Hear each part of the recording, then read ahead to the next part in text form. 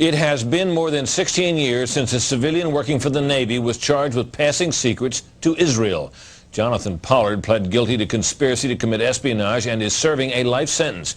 At first, Israeli leaders claimed Pollard was part of a rogue operation, but later took responsibility for his work. Now, Fox News has learned some U.S. investigators believe that there are Israelis again very much engaged in spying in and on the U.S., who may have known things they didn't tell us before September 11th. Fox News correspondent Carl Cameron has details in the first of a four-part series. Since September 11th, more than 60 Israelis have been arrested or detained, either under the new Patriot anti-terrorism law or for immigration violations. A handful of active Israeli military were among those detained, according to investigators, who say some of the detainees also failed polygraph questions when asked about alleged surveillance activities against and in the United States. There is no indication that the Israelis were involved in the 9/11 attacks, but investigators suspect that the Israelis may have gathered intelligence about the attacks in advance and not shared it. A highly placed investigator said there are, quote, tie-ins, but when asked for details, he flatly refused to describe them, saying, quote, evidence linking these Israelis to 9/11 is classified. I cannot tell you about evidence that has been gathered. It's classified information. Fox News has learned that one group of Israelis, spotted in North Carolina recently, is suspected of keeping an apartment in California to spy on a group of Arabs who the United States is also investigating for links to terrorism. Numerous classified documents obtained by Fox News indicate that even prior to September 11th, as many as 140 other Israelis had been detained or arrested in a secretive and sprawling investigation into suspected espionage by Israelis in the United States. Investigators from numerous government agencies are part of a working group that's been compiling evidence since the mid-90s.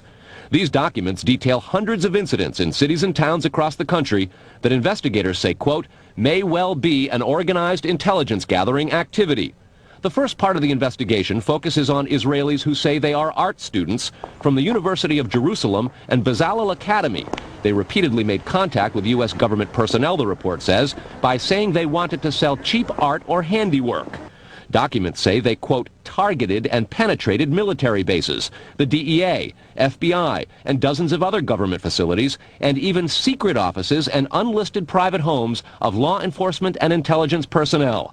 The majority of those questioned, quote, stated they served in military intelligence, electronic surveillance intercept, and or explosive ordnance units. Another part of the investigation has resulted in the detention and arrests of dozens of Israelis at American Mall kiosks, where they've been selling toys called Puzzle Car and Zoomcopter. Investigators suspect a front. Shortly after the New York Times and Washington Post reported the Israeli detentions last month, the carts began vanishing. Zoomcopter's webpage says, we are aware of the situation caused by thousands of mall carts being closed at the last minute. This in no way reflects the quality of the toy or its saleability. The problem lies in the operator's business policies. Why would Israelis spy in and on the U.S.? A General Accounting Office investigation referred to Israel as Country A and said, quote, according to a U.S. intelligence agency, the government of Country A conducts the most aggressive espionage operation against the U.S. of any U.S. ally. A defense intelligence report said Israel has a voracious appetite for information and, quote, the Israelis are motivated by strong survival instincts which dictate every facet of their political and economic policies. It aggressively collects military and industrial technology, and the U.S. is a high priority target.